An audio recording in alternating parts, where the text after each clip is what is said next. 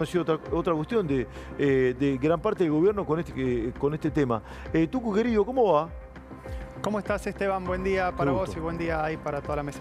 Bueno, ¿es falso el pasaporte que iba a conocer el Ministerio de Seguridad? Como mínimo es dudoso, Esteban, porque no cumple con los parámetros mínimos que tiene el pasaporte. Estamos viendo ahí a la derecha, fíjate. Sí. Ahí le pasé a Larisa la producción. Ese pasaporte, vos ves a la derecha, Sí. lo da a difundir el gobierno de Perú en 2015 cuando lanzan el nuevo pasaporte biométrico que se llama, ¿sí? Es un pasaporte modelo, esa persona no existe ni demás, pero era como para tener un comparativo de cómo es un pasaporte real de Perú y el que difundieron. Nada que ver. Ustedes ahí a simple vista se empiezan a ver, por ejemplo, fíjate arriba de la foto, en uno dice pasaporte y abajo dice passport. Sí. Y en el que difundió el ministerio, ¿qué dice solamente? Pasaporte solo. Ajá. Y si vos mirás la foto Holograma no veo ninguno. y mirás las fotos también, ¿son parecidas la foto, por ejemplo, de No. Pequeño J con No, en una... con la sombra? No, no, en una está recortada, ¿no? claro. No, en una además está como en forma circular y en otra rectangular, además. También. Nada que ver. Nada que ver. Y ahí podemos, si queremos, podemos estar, encontrar las diferencias. ¿Viste? Muchas veces dicen Sí, que hay sí. un juego que son las 10 diferencias. Bueno, acá tenemos más de 10 diferencias. Sí, la tipografía no Y tiene la nada que ver lista puede tampoco. seguir. La tipografía no tiene nada que ver tampoco una con la otra. No, es más fina la real, digamos, la del pasaporte real. Y además hay otro tema, Tucu. Los números del pasaporte que dio a conocer el Ministerio de Seguridad de la provincia de Buenos Aires no coinciden. ¿Deberían coincidir o no? El número que Exactamente. el número que está en la parte superior derecha e inferior izquierda, uno termina con 62 y el otro termina con 29.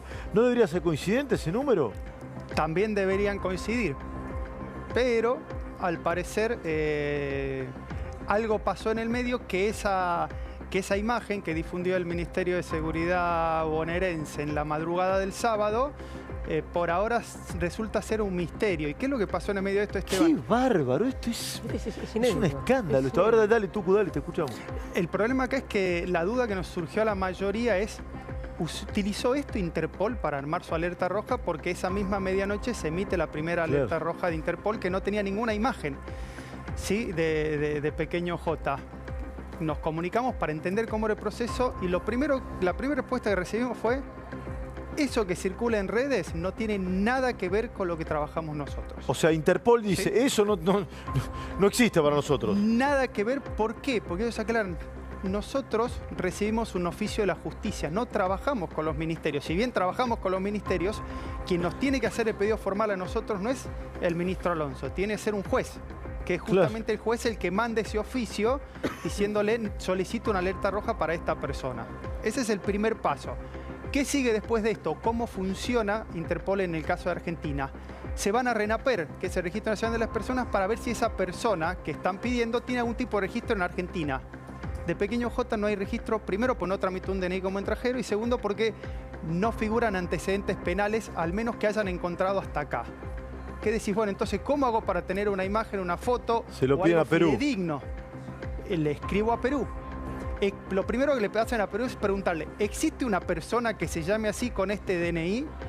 Perú revisa su base de datos y le dice, efectivamente, existe una persona con ese DNI y con estos datos. Y ahí se empieza a tener un panorama más concreto. Ponele, si en un principio tenía 23 años. De ahí salta, en realidad tiene tan solo 20 años, que Ahora, nació el 10 de septiembre de 2005. José, pero el ministro no dijo que este documento que facilitó el Ministerio de Seguridad es el que tenía Interpol. Él, lo que dicen en el mensaje que ellos envían a la madrugada del sábado a un grupo de periodistas es, ante la inminencia de que esta persona se pueda querer escapar del país, difundimos su imagen para que se emita la alerta. La redacción es confusa, ellos pueden decir, como dijeron en off algunos voceros, esa es interpretación de ustedes. José, aclaremos. Qué bárbaro, qué bárbaro. O sea, lo que difundió el Ministerio de Seguridad no lo tiene Interpol, nada que ver. No. Interpol lo que hizo fue pedir a Perú y Perú les envió fotos tenemos fotos, o sea, tienen fotos de él desde chiquito, que es una de las que está en la nota, desde los 8 años en adelante. Tienen la huella dactilar, tienen la firma, tienen el árbol genealógico, tienen toda la información fidedigna y día a día esa alerta roja se va actualizando. Si en el día de mañana o pasado Perú le dice, che, tenemos este dato nuevo, Interpol lo va sumando porque la persona puede cambiar. Imagínate, las alertas rojas a veces están años. Ahora, no, quiero aclarar algo. La persona que está abajo de José es solamente un pasaporte de Perú con una foto modelo, ¿no? Sí, no tiene nada que ver. Pero es bueno remarcar. No tiene, ahora, los pasaportes no son nada que ver. Ahora, ¿el Ministerio de Seguridad se comió una fake y divulgó una fake? ¿O el Ministerio de Seguridad hizo un pasaporte trucho? Esto último no lo creo. Lo que dice el Ministerio es, nosotros no trabajamos con IA. Porque lo que muchos dicen fue creado con inteligencia artificial porque hay errores que son muy burdos, ¿viste? Sí. Y la alteración de fotos con inteligencia artificial en el último tiempo es más común de lo que uno se puede imaginar. Pero en este caso concreto, lo que se sabe es que surgió de ellos. Quienes envían esas imágenes son ellos, envían 2 fotos de rostro de pequeño J y la tercera imagen que envía es esta captura de pantalla de la primera página de un pasaporte. Pará, ¿hay un soporte físico de esta captura que mandó el Ministerio de Seguridad de la provincia? No. Es una foto. Exactamente. PDF. O sea, el Ministerio de Seguridad este papel no lo tiene. En papel no lo tiene. Por lo menos ellos lo que hicieron. Gustavo dice que no. Entendemos que no. ¿Por qué? Porque horas después hacen un allanamiento donde encuentran documentación, por ejemplo, de un tío de él, de un hermano del padre y demás, y ahí lo que suben es la foto donde lo sostienen al documento. Se entiende que muchas veces la policía te saca, supongamos, yo te voy a sacar una foto ahora y te lo sostengo, entonces vos ves la imagen de lo que yo estoy sosteniendo, ¿sí? No un print shot o una captura de pantalla como lo estamos viendo acá abajo. ¿Se entiende la diferencia para la audiencia, más que nada, para que quede claro? Ahora, ¿para qué lo hizo el Ministerio de Seguridad entonces? ¿Para mostrar que están haciendo algo? Es la gran duda que nos surge a todos, fundamentalmente porque después que nos empezamos a dar cuenta de esto, empezamos a tratar de pedir explicaciones y no hubo ningún tipo de explicación, hubo silencio en todos lados. Pero a vos te lo mandaron por WhatsApp, no importa quién, una fuente, como tienen todos los periodistas. A esa misma fuente, vos me imagino le preguntaste, che, tanto, ¿qué pasa con esto? ¿Te respondió? ¿Le preguntaste o no? Se preguntó y no hubo respuesta. Hasta el día de hoy no hay respuestas. ¿Pero le llegó el mensaje o no? Le llegó el mensaje a él, le llegó el mensaje al ministro, le llegó el mensaje a otro... ¿Y el ministro qué dice? Tampoco respondió. Le llegó el mensaje a otro vocero también, que tampoco... ¿Tampoco respondió? No, ese sí respondió y con chicanas en realidad y diciendo esto que te decía, en parte es interpretación de ustedes. En ningún momento dijimos nosotros que eso formaba parte del expediente Interpol. ¿Pero cómo va a divulgar el Ministerio de Seguridad un pasaporte que no sabemos si es cierto?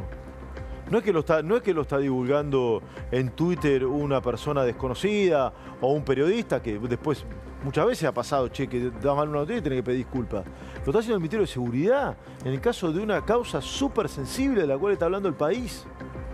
Yo sinceramente no lo puedo creer. Y a ver, es lo que pasaba, Esteban, que notamos una diferencia muy marcada en este caso con respecto a otros. Hubo otros crímenes en los últimos meses en el conurbano bonaerense, los cuales el ministro Alonso no apareció y sin embargo en este, mientras se la buscaban, el silencio era atronador. La información que obteníamos, Gustavo mismo, también era por vía de la justicia o de los investigadores de la policía, la gente del llano, por decirlo de alguna manera. La política no se había metido. En el momento que aparecieron, hubo una sobreactuación y un show que incluso, para parte de los investigadores, embarra un poco la cancha porque se difundió información que incluso no se tenía que haber difundido. Mirá, ¿Hace cuánto que estás como trabajando ahí con nosotros en Policiales? ¿Cómo? Perdón. ¿Hace cuánto que estás trabajando en Policiales en la Nación? En Policiales en la Nación estoy hace 2 años y había trabajado previamente también, pero efectivamente desde agosto de 2023 sí. La pregunta es esta. Vos que trabajás igual que en mi caso y Gabriel de Nicola, Daniel Gallo y Fernando Rodríguez, ¿hace cuánto que no tenemos noticia, no publicamos noticia de un procedimiento de la bonaerense contra un búnker de venta de drogas? No tengo recuerdo de haber publicado en los 2 años que yo llevo ahí. 2 años, ¿eh? Sí. ¿No publicaste porque no quisiste o porque no encontraste? Porque no lo difundían tampoco. Claro. Si lo hacían... Es lo que te decía Pancho. Es lo que te decía Francisco. 180 denuncias hizo un secretario de seguridad de puesto de venta de droga en un año. 8 allanamientos. Qué bárbaro. Habló Kicillof también. Quédate tú, te quiero pedir una mirada sobre esto. Mirá esto decía el gobernador, dale. Ahora también se los ha encontrado en países vecinos. Es un hecho internacional, atraviesa fronteras entre el país y los países vecinos, pero además luego en el territorio, porque la droga que llega al conurbano, la droga que llega a la capital, entra por una frontera internacional y recorre 2.000 kilómetros, no se produce en la Argentina. Entonces esto es un hecho federal por su naturaleza e interjurisdiccional por su desarrollo. Por lo tanto, es absurdo, absolutamente absurdo, pensar que se va a poder resolver de un lado o del otro de la General Paz o sin el concurso y el trabajo conjunto con la justicia federal y con las fuerzas federales. Por eso lo que voy a hacer, de nuevo, lo he hecho ya tantas veces que ya perdí la cuenta, lo voy a hacer de nuevo. Se necesita una estrategia seria, nacional, para el combate al narcotráfico. Kicillof dice, la droga llega a la ciudad de Buenos Aires, dice. No llega a la provincia, llega a la ciudad, el narcotráfico llega a la ciudad de Buenos Aires. Dice, no, pero no es un tema jurídico, llega a la ciudad de Buenos Aires. Pero hace poco estuve ahí No en se la puede tablada creer. y se ve, tenés una dependencia que es de la escuela Bucetich, tenés un puesto, lo vimos con Malena, de los Ríos, Rotonda de la Tablada, Pasillo, Avenida... Fuimos hasta allá Fuimos y hasta ahí, es estuvimos lo que haciendo una tal cual recorrida lo con describe. Malena. Yo hubiera pasado un lugar más lindo. Se saluda a la gente. pasear no, fuimos a trabajar, Pero no, saludo, pero quiero marcar saludo a esto. la gente de la policía igual, pero quiero marcar ya una esto. señorita en una No comisaría hacen no era nada. muy lindo. ¿Qué sé No yo? hacen Sí. nada. Lo vimos, no es un solo que lo ve. Sí. Lo vimos. Había un lugar que estaban fumando, fumando droga y consumiendo los papelitos con cocaína. Es así. Sí. Y tenés una dependencia de la Bucetich ahí cerca. Tenés puestos de gendarmería, no hacen nada. Sí. A ver, Tucu, dame una mirada, lo que quieras, vos tenés mucha información, sos un sagaz investigador. Sí, lo has Mirá. hecho muy bien también con lo que decía Kicillof, dale. Muchas gracias. Mira, ¿sabés qué? Bromeando dentro de la tragedia que es esto, Esteban, lo que decíamos la semana pasada acá es tan inseguro el conurbano que los narcos viven en ciudad, pero van a vender la droga al conurbano. Claro. ¿Se entiende? Sí, Esa es la perfectamente. lógica que dicen ellos. Sí. Tienen la base en la ciudad de Buenos Aires, viven en la ciudad de Buenos Aires, pero comercian del otro lado de la General Paz. Las dificultades en el trabajo coordinado existen y lamentablemente ahí entra en juego la política, porque si hubiese un trabajo más coordinado sería mucho más sencillo. Sin ir más lejos, te saco este tema, pero para graficarte lo que ocurrió. Hace poquito, hace horas, la Ciudad de Buenos Aires detuvo a 2 personas que habían estafado a un vecino en el conurbano bonaerense, ¿sí? ¿Cómo lo hizo? Fue un juzgado del conurbano bonaerense le pidió ayuda a la División Ciberdelito de la Ciudad de Buenos Aires, porque no tenían División Ciberdelitos en la provincia, y trabajaron en conjuntos. Policía de la ciudad fue a provincia y detuvo a 2 personas que habían estafado a un vecino con más de $20.000 porque le habían sacado una tarjeta de débito, ¿sí? Se puede trabajar cuando hay ganas, cuando la política partidaria no se mete. El problema es que la política partidaria, en este caso sobre todo, Esteban, desde el minuto 1 fue, no es un problema solo nuestro, el problema también está del otro lado. Y demás. Acá el gobierno de la provincia de Buenos Aires trató de sacarse el tema de encima y con dolo o con culpa embarró la cancha. Por torpeza o por intención embarró la cancha. Se quiso sacar el tema de encima, che, esto no es un tema de inseguridad, es un tema de narcotráfico, nosotros no tenemos nada que ver, bueno, hay que ver, está desfinanciado todo. Se quiso sacar el tema de encima y el ministro cometió un grave error cuando adelantó muchos datos que tenía la investigación. Hay mucha bronca en la justicia, o había por lo menos con el ministro Alonso. Yo no sé si tenés el mismo dato, José. Sí, sobre todo, Esteban, el problema grande es que son datos que después contrastás con la realidad, como el pasaporte estamos viendo ahí debajo de Gustavo, y la realidad te dice otra cosa. Claro. Ese es el problema. Claro. Por eso, muchas veces, como periodistas, lo que hacemos es, una cosa es lo que se dice en los medios o lo que dicen públicamente las autoridades y otra cosa es lo que está en la justicia. Claro. Entonces, siempre como lógica de trabajo tenemos nosotros es ir a ver el expediente, porque en un principio se dijeron muchas cosas que no fueron correctas. Desde el hecho de decir, se transmitió por Instagram en adelante. Claro, fue un error. Ministro, no fue por Instagram. No fue por Instagram. Fue por otra. Y así te puedo decir, pero ¿cuál es el problema que tenemos los periodistas? Nosotros confiamos en esa fuente. Sí, sí. Pues son los que están en el lugar. Entonces, si no podés confiar ni siquiera las personas que están llevando adelante la investigación, Sí, es muy complejo pero informar ta- de Esto, una esto manera no es de ahora, genuina. igual es siempre. No, pero Alonso dijo también que era una banda transnacional. Yo te digo la verdad, es muy probable que así sea. Pero déjame poner un interrogante, porque él lo dijo con una seguridad total. Déjame poner un interrogante. Yo no sé si es tan nítido esto. Es probable que así sea. Yo tengo la misma impresión que vos. Porque transnacional estamos hablando de Marco Estrada González. Acá no. Claro. Yo O de Fin Castedo. Claro, pues, exactamente. Supongamos que sean los pulpos. Supongamos que hay un desprendimiento de los pulpos que, desplazados por el tren de Aragua, los pulpos se quieren... Pero esto hace tiempo que está. Porque, a ver, o la casa de Varela tomada es de ahora. Tiene varios meses. Sí, porque el tío que sí. es narco de Pequeño J está desde ahora. ¿Sabes lo que pasa, Caraba? En Varela hay una banda de peruanos que opera hace rato. Por eso una cosa es unos chapuceros peligrosísimos, ¿sí? Sanguinarios. Sanguinarios, como probablemente sea esta banda, ¿sí? Que hace el narcomenudeo su fuente de negocio y de financiación para otras cuestiones. Y otra cosa la banda del Chapo Guzmán, el Tren de Aragua, como decís vos. ¿Qué es lo que primero dijo Alonso? Alonso dijo una banda transnacional. ¿Es Por lo una banda tanto, transnacional? No tienen el profesionalismo de una internacional. No parece, no parece. Que Es todo- opinan los que saben. Ni la ¿no? estructura. Hay, Claro. sí, no parece. Ruti, por ejemplo, que era la mano derecha de Marco Estrada González, después lo fue a matar, era de Sendero Luminoso. Sí. Acá esta gente a simple vista, No. a simple vista no parece. Hasta ahora no tenemos nada. Hasta ahora. Mira, Tuco, hay un audio que quiero que tiene el gran Gustavo Carabajal. ¿Es tu jefe, Carabajal, o no? No.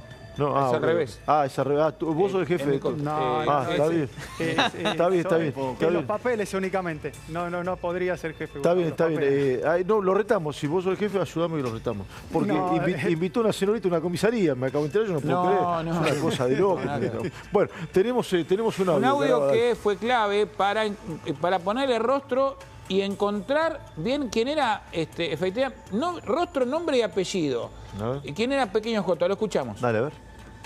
Color blanco, con techo negro, dominio November, Alfa Golf, octavo, primero, tercero, donde posiblemente se traslade el masculino buscado, el cual responde al nombre de Tony Jansen Valverde Victoriano, alias Pequeño J. De dar con el mismo en el acto, se informa este comando.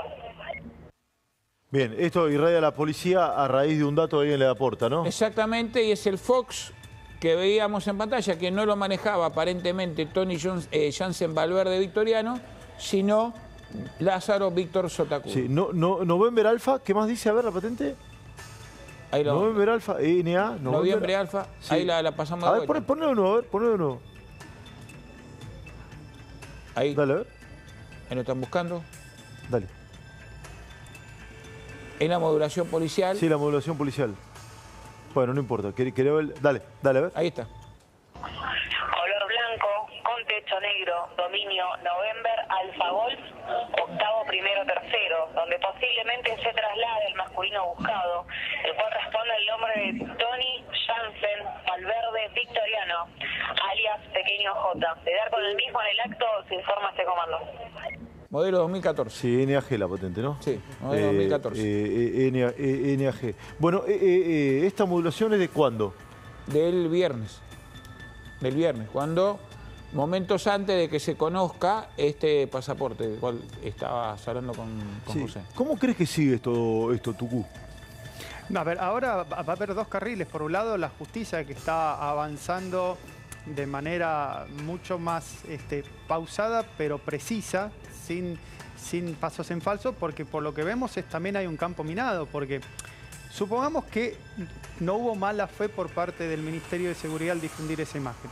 Le demos el beneficio de la duda, que a alguien le pasó a ellos eso internamente y se filtró eso que estaba erróneo porque alguien quería desviar la atención.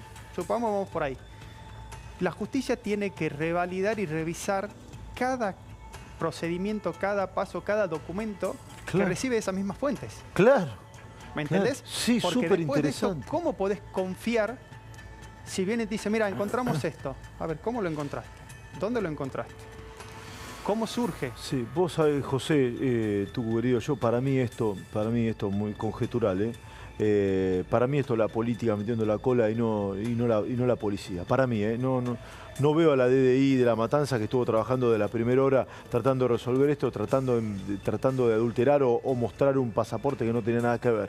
Porque además, ¿qué beneficio, qué rédito saca la policía con eso? Acá es un tema de la política de tratar de decir, che, nosotros ve que estamos haciendo algo, estamos trabajando. Porque evidentemente no le debe haber gustado a Alonso que a Sotacuro lo detengan en Villazón un comando de la Policía Federal Argentina. Porque a Sotacuro se les escapó. Sotacuro no estaba en vista de nadie. No, se le fue en las horas más o menos contemporáneas en la cual fue la conferencia de prensa. Bueno, claro, habla Alonso, Sotacuro se manda a mudar, o es lo que se cree. Se les escapó Sotacuro y lo termina deteniendo la Policía Federal, que depende de Bullrich y no de Alonso. Y vos fíjate el comunicado, que vos estás, lo del pasaporte, es después la detención de Sotacuro. Sí, 3, 4 horas después. A Sotacuro lo detienen el viernes a la noche, ¿no? Exacto. Sí. Sí. Y esto lo dan a conocer el sábado a las 0:25. 0:25. 0:25. 0:25 para ser exacto. Che, raro 0:25 de la madrugada.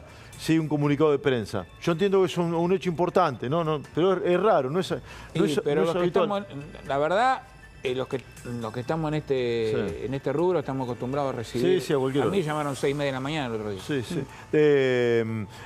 Contame de las prendas, por favor, Caraba. Sí, el otro día encontraron en una casa, en un departamento, una pieza es el término exacto, del barrio San Alberto, en Isidro Casanova, una pistola calibre 40, una Glock y 50 municiones y una prenda de vestir, un pantalón negro con mancha de sangre. Ese domicilio fue allanado a partir del seguimiento del celular que aporta un testigo de Pequeño J. Van a revisar efectivamente, va a ser objeto de peritajes ese pantalón para ver si esas manchas de sangre corresponden o no a alguna de las víctimas. Si corresponde a alguna de las víctimas y ese domicilio efectivamente fue ocupado en algún momento por este narcoprófugo, listo, ahí tenés match, ahí tenemos una prueba más contra Pequeño J o Tony Hansen Victoriano Valverde. Va a depender ahora si esa mancha de sangre efectivamente corresponde o no a alguna de las víctimas. Pantalón negro, allanamiento del viernes a la noche, sábado a la mañana. Tú, con tu sensación, las personas están detenidas, de estos 6. Yo marcaba que hay 2 que parecen más pesados, ¿no? Sotacuro y Villanueva Silva. Pero vos, ¿qué estás observando? A la espera de que declare ahora el posero, ¿no? Que estaría por declarar de acá a media hora. Mira, lo que te muestra esto es que gente estaba afincada hace mucho tiempo ahí, que no fue elegido el lugar al azar, que no fue algo espontáneo, que fue algo muy premeditado y que ellos creían que iba a quedar ahí, que iban a salir impunes, que iban a quedar esos 3 cuerpos enterrados ahí, que nadie las iba a buscar por el simple hecho de que eran chicas de una zona marginal de la provincia de Buenos Aires que tiene otras reglas, lamentablemente. Gustavo lo recorrió, te contaba también, fue Malena. Ahí la gente cuando te dice me juego la vida todos los días, literalmente se juegan la vida todos los días. Entonces ellos creían que era uno más, porque van a decir, uy, son 3 chicas de vida fácil, como se diría, no le va a interesar a nadie. Si no era por las familias que fueron, protestaron y cortaron, lamentablemente estas 3 chicas seguirían enterradas en el fondo de esa casa de Varela. ¿Sabes? Pues esto es muy personal lo que voy a decir. Que me disculpen todos los demás, ¿no? Yo cuando escuché a la mamá de Brenda, Sabrina, ¿sí? El lunes pasado a esta hora, acá. Y la mujer habló con tanta claridad, con tanto sentido común. Hay veces que hay personas que empatizan con la audiencia y otras no. Y esa empatía que tuvo de una persona evidentemente de gran bonomía, de gran laburo, una madraza, ¿no? Estaba criando a esta hija, a su nieta. Evidentemente esa palabra, esa empatía de una madre corroída por el dolor hizo movilizar a toda la sociedad. Es lo que observo. Después se sumó la voz del abuelo, también interesantísimo, Antonio. Me parece que primero fue la madre. Federico el primo, por supuesto, porque si no, es altamente probable lo que vos estás diciendo, José. Y si no hubieran cortado la rotonda de La Matanza y no hubiera dado entrevistas así como dio, y admitió también el ambiente en el cual se movía su hija. Sí, o esto sí, es importante. sí. ¿Sabés lo que para Sí, una ella madre misma lo el dijo. dolor? Yo le es decía que no ejerza la prostitución, lo contó ella. Y bueno, entonces, que no las hace culpables. A ver, el No, tema es nada, este. qué culpable, nada. Ellas son víctimas, Lara, Brenda y Morena. Pero quiero remarcar, si ellos no se hubieran movilizado, a ver, si no las hubieran echado de menos, porque acá el tema es este. A una víctima, una persona que encuentran fallecida, alguien la tiene que haber echado de menos. Es lo primero que decís, se pregunta a la policía, ¿hay una denuncia de averiguación de paradero por desaparecida, alguna búsqueda activa? Alguien la tiene que echar de menos. Bueno, si los familiares de Brenda y de Morena y de Lara no hubieran echado de menos, no hubieran reclamado, porque no se movieron las primeras 24 horas. No, le dijeron, no, deben está estar... claro. Pero si los molieron a palo los familiares en la municipalidad de La Matanza. ¿Tú te acordás? Eso fue el lunes. Los molieron a palo, los reprimieron. Después que hablaron acá fueron a manifestar. Pero lo reprimieron en el municipio de La Matanza, por favor. Habló Antonio hace un rato, el abuelo, que insiste con esto, de que nadie les da una mano, mirá. Yo cuando la otra vez me mandó un exabrupto le dije que el intendente era un cobarde, que no venía a darnos un... ¿Sabés que aunque sea que vengan nos pongan la mano en el hombro? Y ya nos conforma, porque como siempre nos mienten, es política. Entonces nos mienten, entonces, ¿qué puedes prender? Que vengan, te palmeen la espalda y que digan, estamos con ustedes, vamos a hacer lo posible. Y el argentino cree, parecíamos sin creer. No, a ver, Horacio, ¿qué van a tener miedo de venir donde vivimos nosotros si el 90% son del palo de ese? ¿Qué pueden tener miedo? No pueden tener miedo, tampoco ellos no me la mataban. A veces podés decir, no, es culpa del Estado, también es de los padres. Es súper interesante escuchar al abuelo, súper interesante. José, ¿crees también que como la palabra del abuelo sirvió para que mucha gente se movilice clamando justicia por esto? Es que te das cuenta que, a ver, ellas no eligieron esa vida fácil, como dicen muchas personas. No les quedó otra, lamentablemente. Y eso también habla un poco de este submundo que está a 30 minutos, Gustavo, del obelisco. 40 minutos como mucho, ¿no? En autopista. Sí, 30 minutos. Sí, y si te vas a Constitución, a 10 minutos, ¿eh? Porque esto pasa también en Constitución, ¿eh?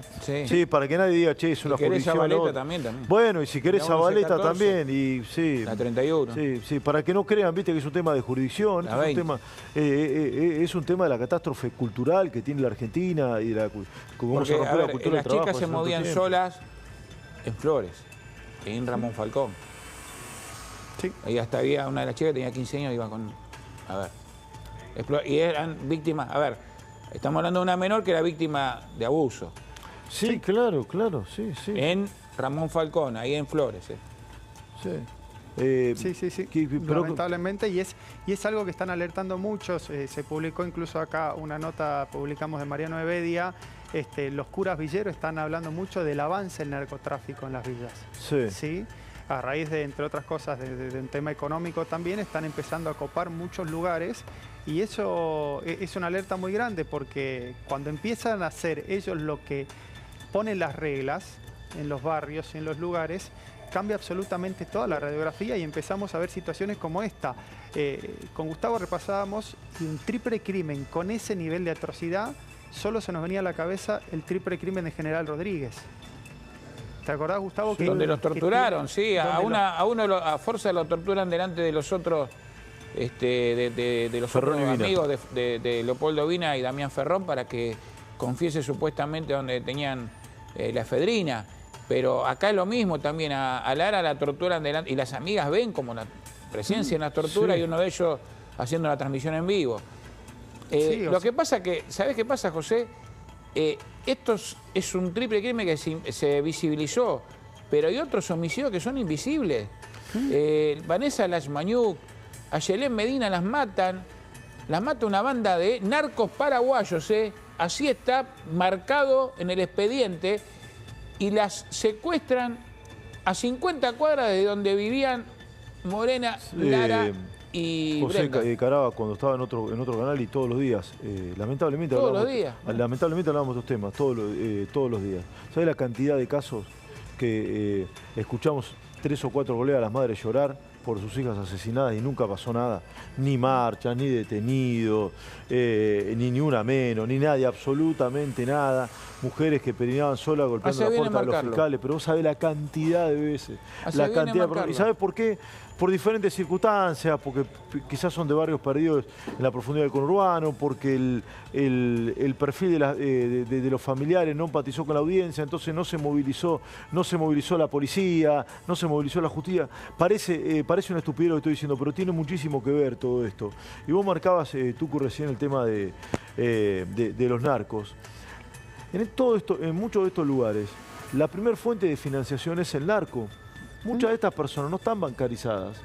Y en tiempos de crisis, como lo que vive la Argentina desde hace mucho tiempo esta parte, para obtener dinero y poder financiarte, vas al narco que te presta, ¿sí? De 100.000, 200.000 pesos a una tasa. Generalmente vos no lo podés pagar. ¿Sabés cómo se paga? Con tu hijo vendiendo droga. Es lamentable. O a tiro. Bueno, sí. A tiro. Sí. Lamentablemente es así, esto lo sabe la policía, la gente que tiene calle lo sabe, los curas villeros también lo saben. Y hacen bien en marcarlo, por supuesto, y hacen bien en marcarlo. Pero la política argentina transita por otra ruta, transita por otro camino, ¿no? Este es un camino serpenteante, doloroso, poseado y demás, y la política va por autopista. ¿Sabe por qué? No mira esto, va acá muy Francisco rápido. Olivera habla de todavía no les tocó a ellos, a los políticos, ¿no? Esto lo dice Pancho, ¿no? ¿Es así, Pancho? Ella habla del efecto burbuja. El efecto custodia. Custodia. Tenés custodia, no tenés miedo. Sí, bueno, es probable, sí, es probable. La inmensa mayoría de nuestros dirigentes no conocen estos lugares. Sí. No los conocen, pero no los Tal conocen. cual, No tienen, nunca lo pisaron. No tienen ni idea, ni los códigos, ni las lógicas. Por eso después cuando lo tienen que explicar en la tele hacen un papelón. El Mito Alonso hizo, digamos la cosa como son, el Mito Alonso hizo un papelón. Hizo un papelón porque no sabe lo que está hablando, no conoce. Creo que es psicólogo el hombre, ¿no? Dice que debe ser un buen psicólogo. No, especialista en niñez o minoridad, pero no tiene experiencia en esto y se nota. Se nota, no conocen de lo que están hablando. Bueno, y lamentablemente pasan todas estas cosas. Tucu, no te quiero robar más tiempo. Primero felicitarte por el gran laburo que hiciste, ¿sí? Como decías, Muchas gracias. Sos un tipo muy serio, muy agudo, ¿sí? Ya habías hecho notas muy interesantes y las marcamos con el caso Lóbano. De hecho nos encontramos en Corrientes y hablamos mucho de esto y bueno, un lujo tenerte, Tucu, querido, ¿eh? ¿Sí? Muchas gracias. Gracias de verdad, sí. El Tucu Costa, José María Costa, ¿sí? Periodista policiales de nuestro diario, ¿sí?